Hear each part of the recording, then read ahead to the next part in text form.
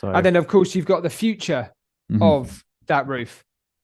So, potentially you could go back every month or every couple of weeks and do the same shoot over and over and over again. And that gives your client or stakeholders, the ability to be able to see the degradation of their asset. The degradation of their ass. That doesn't sound very appealing. That took some brain power to pull that word out. To watch it degrade. To watch it die. You know what I mean, right? So here's a little movie. Yeah, they could over the course of a month. They could either way. It could be degradation or whatever the opposite word to degradation is, which I don't know. But or as they're getting it fixed, they can, you can see the process of getting it fixed. The same that you do with a build site. Yeah.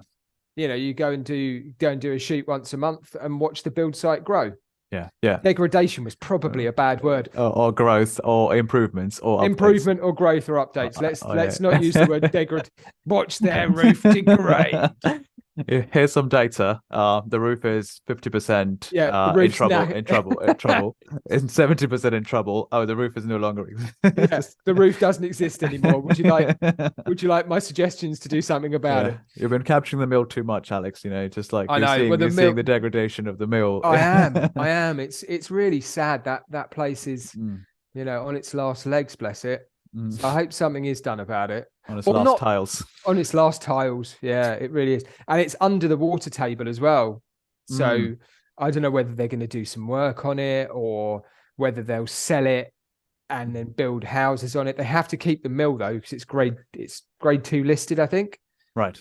So they can pull it down, but they have to build it back exactly as it previously was. Right. But whether they put apartments in it or not, I don't know. But be a really nice site. Site.